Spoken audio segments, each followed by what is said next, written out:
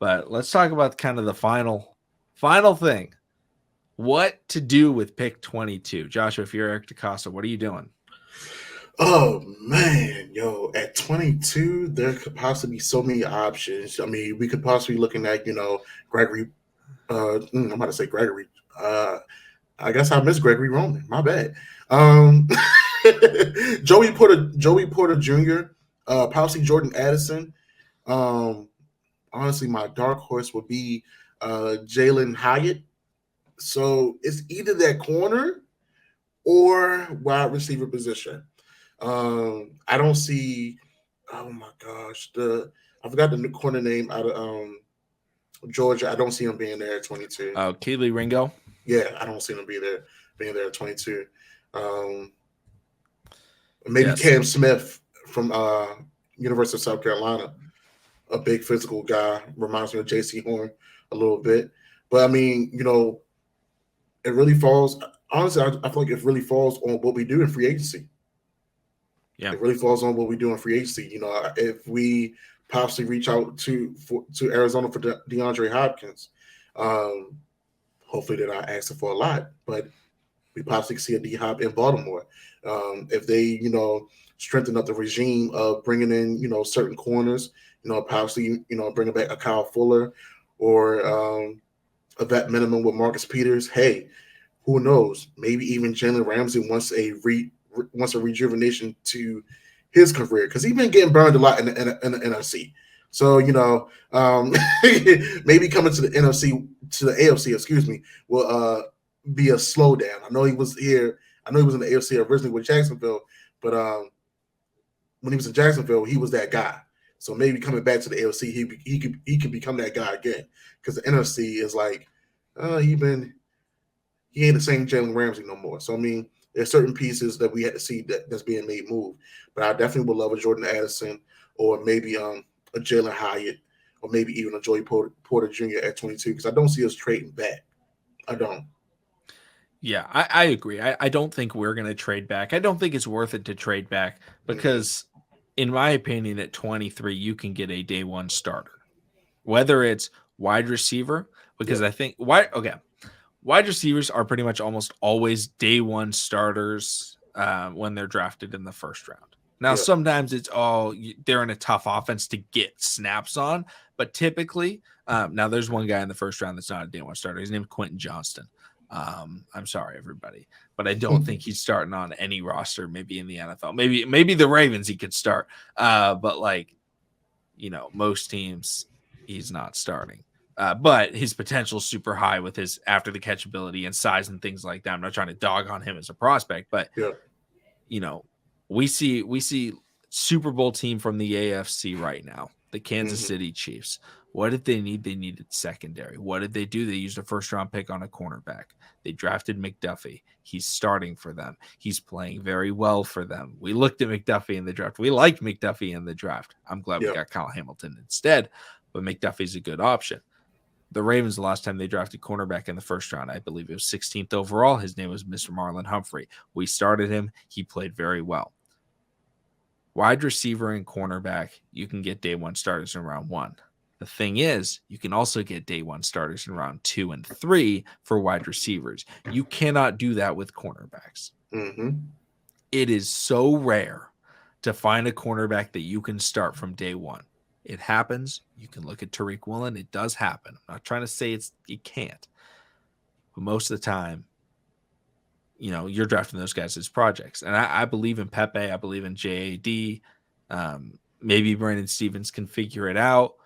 But I think we should go with the cornerback. And my favorite cornerback, I think so far of the players I've watched, cornerback one, Joey Porter Jr. And people that I talk to that have scouted all the guys, people that I talk to that I respect the opinion of that have scouted, they think Joey Porter Jr. is cornerback one. I would love him.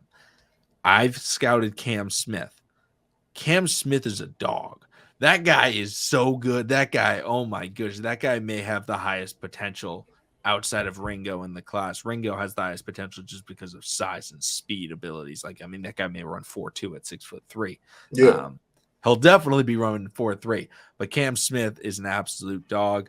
And the thing about it, and I've talked with people about him in particular, and they're like, he may be able to play a little bit of safety, or you could put him in the slot cornerback, which is really interesting because I think what we could do with Cam Smith is you cut Chuck Clark, you throw Kyle Hamilton back, and then you use Cam Smith almost like how we used Kyle Hamilton this year as kind of the shifting around player. You throw him outside, you can throw him over top every once in a while. You can throw him in the slot, move him all around because he is aggressive. He's going to go after everybody. He can, oh my gosh, I would love to see Cam Smith blitzing off the edge.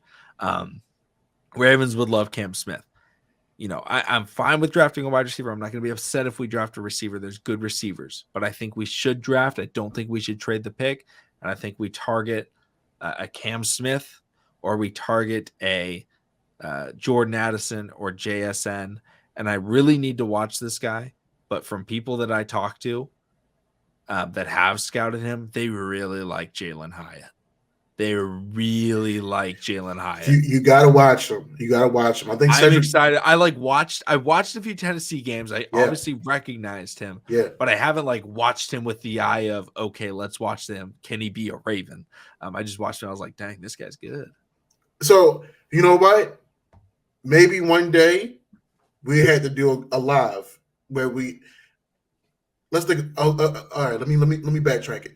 TTB family, DM us, shoot us emails of guys that you want us to maybe go over, and maybe we can do a live like that. Yeah, that could be a segment where we're doing a full blown analysis. We watching certain games of certain players, and we're pretty much giving a breakdown. And feel like there'll be a Raven because he's a 6 foot specimen. He has the deep threat ability, and honestly, he is stocky as hell, McConnell. He's not no Hollywood. He's not scared. He's not scared of contact. I love Hollywood. I know. If I'm 5'8", 5'9", I'm running away too with all the speed that I got in the world. I'm not mad at you, but I mean, he's somebody you can put across the middle. He's someone that can stretch the field. He catches the ball with his hands, and honestly, he went crazy this year. I believe Cedric Tillman, was the other wide receiver. I don't know if he opted out this year or he just didn't play. He might have gotten hurt. Okay. Something happened early in the year. I think he played a couple of games, maybe. Because he went over I know this year alone, he went over 1,000 yards receiving, and I think he maybe got over 10 touchdowns plus Hyatt. So yeah. I think he had 15. Yeah, he went crazy this year. Yeah, which is wild.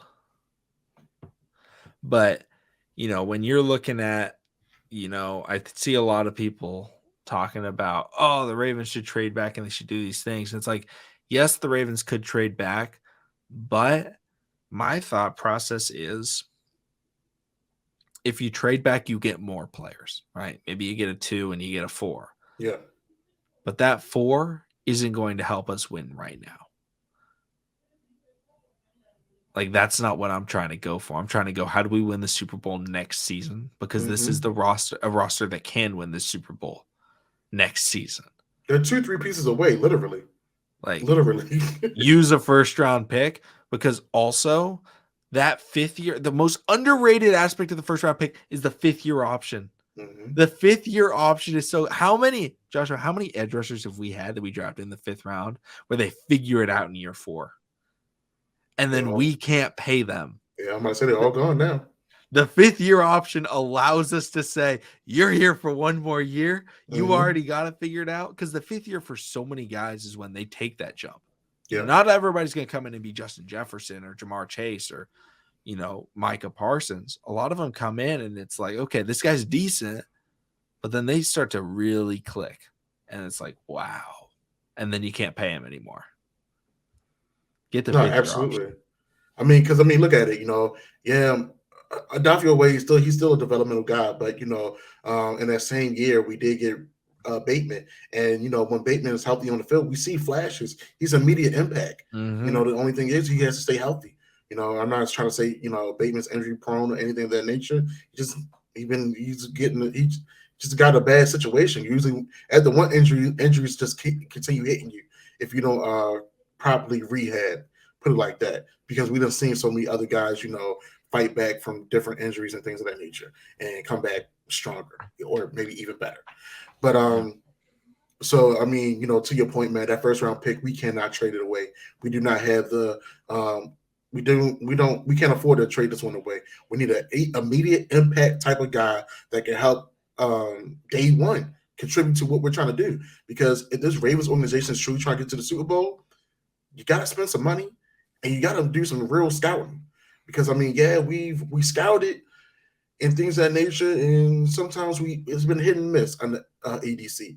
Not saying that Ozzie Newsome made all the best picks, because we all know that sometimes when he brought in Alabama guys, it wasn't always the best guy. We all know that.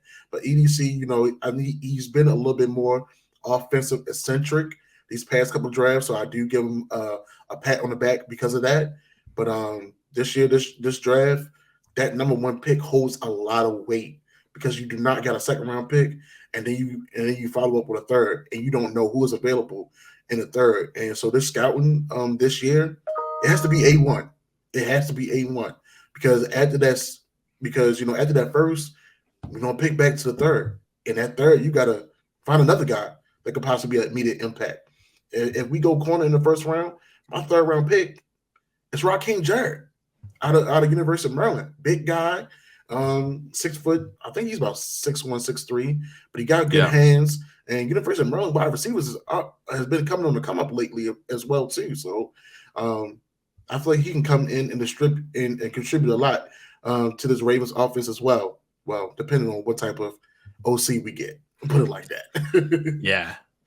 No, I like that idea. I think there's just a lot of guys that the Ravens can target in this draft, but I think they have to be smart about it. And, in the comment section down below, let us know your thoughts on not just pick 22, what should the Ravens do in the draft? If you're watching this episode on podcast platforms, thank you so much. Leave a review, leave a comment, anything like that, 5 stars, whatever platform you're on, it's different for every single one. But thank you guys so much for watching and listening. Subscribe and follow for daily Ravens content, and we'll see all of you again next time.